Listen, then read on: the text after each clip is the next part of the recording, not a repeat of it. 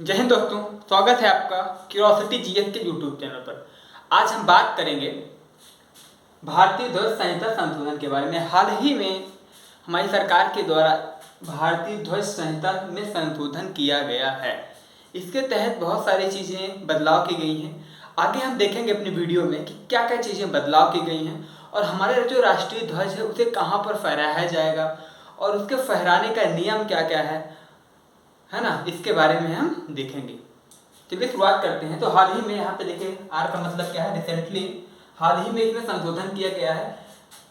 इससे पहले 2002 में भारतीय ध्वज संहिता का संशोधन किया गया था, जिसके अनुसार जिसके भाग 1 के नियम 1.2 के अनुसार जो ध्वज का निर्माण किया जाता था वो क्या है, वो खादी कपड़े, मतलब जो राष्ट्रीय ध्वज जो था वो खादी कपड़े का बनाया जाएगा और हाथ से काटा गया हुआ, बुना गया हुआ। कहने का मतलब जो है 2002 में संशोधन हुआ था उसमें यह नियम नहीं था कि इसे मशीन के द्वारा काटा या बनाया जाए, इसे किससे, हाथ से काटा व बुना गया हो।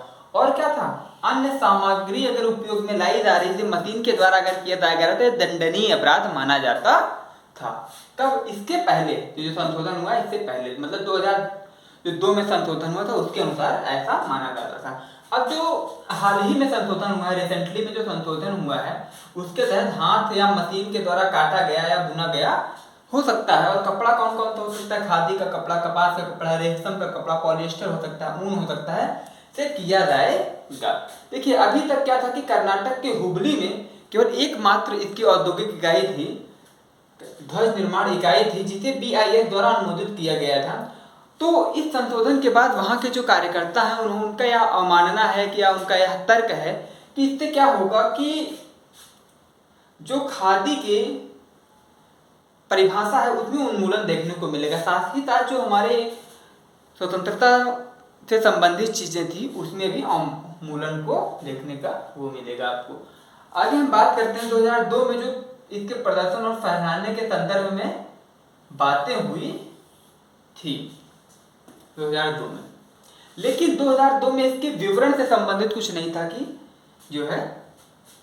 आगे देखते हैं राष्ट्रीय ध्वज के विकास के बारे में, इसके विकास के बारे में। तो वर्तमान में जो हमारा राष्ट्रीय ध्वज चुना गया है इसके बारे में हम देखेंगे कि ये कैसे कैसे आज जो राष्ट्रीय ध्वज हम तिरंगे को मान रहे हैं ये कैसे राष्ट्रीय ध्वज के रूप में अपनाया गया, इसके बारे में हम बात करते हैं। तो वर्तमान में जो माना गया है उसे पिंगली वेंकैया के द्वारा अधिकल्पित किए गए भारतीय राष्ट्रीय कांग्रेस के स्वराज ध्वज पर आधारित है। जो यह आपका तिरंगा है ये पिंगली वेंकैया के द्वारा अधिकल्पित है। और किसके स्वराज्य पर आधारित है, किसके स्वराज्य ध्वज पर आधारित है, तो भारतीय राष्ट्रीय कांग्रेस के स्वराज के ध्वज पर आधारित है।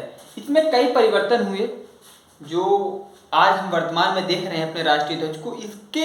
इसको अपनाने से पूर्व से बहुत सारे परिवर्तन हुए। तो कई परिवर्तन हुए, उसके बाद 1931 में कांग्रेस कमेटी की बैठक में तिरंगे को राष्ट्रीय ध्वज अपनाया गया, राष्ट्रीय ध्वज के रूप में अपनाया गया। हम बात करते हैं संवैधानिक प्रावधान के बारे में कि आखिर तिरंगे से संबंधित क्या संवैधानिक प्रावधान है। तो अनुच्छेद 51A में कॉन्स्टिट्यूशन, यहाँ पे सी का मतलब क्या, कॉन्स्टिट्यूशन, संविधान का पालन करना, उनके आदर्शों, संस्थाओं एवं राष्ट्रध्वज और राष्ट्रीय गान का सम्मान करना इस अनुच्छेद में है। आगे हम बात करते हैं कि राष्ट्रीय ध्वज का जो उपयोग किया जाएगा कि कहाँ कहाँ पर इसे फहराना है या समय समय पर कब इसे आधा झुका होना चाहिए, कब जो है स्ट्रेट होना चाहिए, इससे संबंधित जो कानून है इसके बारे में हम बात करते हैं। तो पहला जो है संप्रतीक और नाम, ब्रैकेट में क्या है, अनुचित प्रयोग निवारण एक्ट 1950 है। दूसरा क्या है, राष्ट्र गौरव अपमान निवारण एक्ट 1971। इसके बाद हम देखते हैं कि और जो परिवर्तन हुआ है, आधा झुका हुआ ध्वज। अभी क्या होता था, इसके पहले जो था वो आधा झुका हुआ ध्वज भी फहराया जाता था, लेकिन अब क्या होगा कि आधा झुका हुआ जो ध्वज है वो केवल विशेष अवसरों पर ही फहराया जाएगा, अन्यथा हर जगह नहीं फहराया जाएगा। मतलब विशेष अवसर पर, है ना, फहराया जाएगा।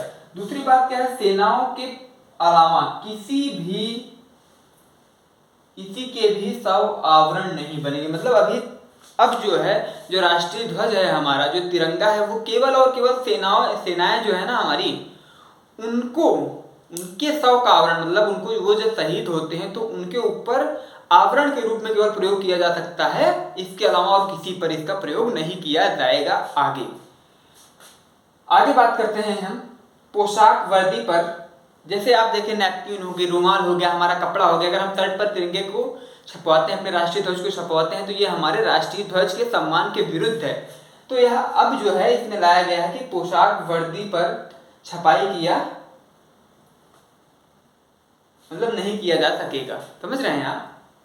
मतलब आप कपड़े पर या कोई पोशाक नहीं पहन सकते जिस पर हमारे राष्ट्रीय ध्वज का, मतलब राष्ट्रीय ध्वज के कलर का, कहने का मतलब राष्ट्रीय ध्वज उस पर बना हो। आप कोई वर्दी ऐसी नहीं पहन सकते, किसी भी कपड़े या टी शर्ट में इसकी छपाई नहीं करवा सकते हैं आप।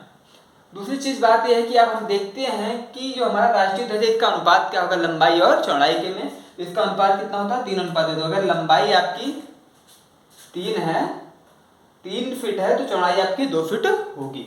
अब हम डॉक्टर सर्वपल्ली राधाकृष्णन के अनुसार हम देखेंगे कि एक राष्ट्रीय ध्वज में, हमारे जो राष्ट्रीय ध्वज है उसमें हमारा जो भगवा रंग है वो क्या दिखाता है, और प्रकाश और सफेद क्या दिखाता है, और हरा क्या दिखाता है, कि जो केसरिया रंग है वो क्या दिखाता है। आगे हम बात करते हैं जो केसरिया रंग है वो धर्म के विधान को दर्शाता है, और जो आपका सफेद रंग है वो क्या दिखाता है, प्रकाश एवं मार्गदर्शन से संबंधित चीजों को दर्शाता है। और जो हरा रंग है वो हमारी जो नेचर के प्रति, हमारी हरियाली के प्रति, पृथ्वी की हरियाली के प्रति जो संबंध है हमारा, उसको दर्शाता है। आगे बात करते हैं तो ये जो चक्र है जिसमें 24 तीलियां बनी हुई, ये क्या दर्शाता है? ये परिवर्तन दर्शाता है। मतलब अगर आप परिवर्तित हो रहे हो समय के साथ तब तो आपको जीवन है, नहीं तो अगर कोई चीज परिवर्तन नहीं, जिसमें गति नहीं है, वो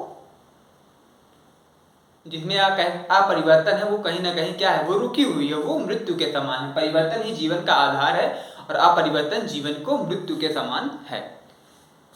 मैं आशा करता हूँ भारतीय ध्वज संहिता संशोधन के बारे में आपको कई सारी चीजें समझने को मिले होंगी, और हम आगे मिलेंगे एक नए वीडियो के साथ। तब तक के लिए धन्यवाद दोस्तों। आप अगर चाहें तो इसको लिख भी सकते हैं। हम आगे मिलेंगे एक नए वीडियो के साथ, तब तक के लिए धन्यवाद दोस्तों।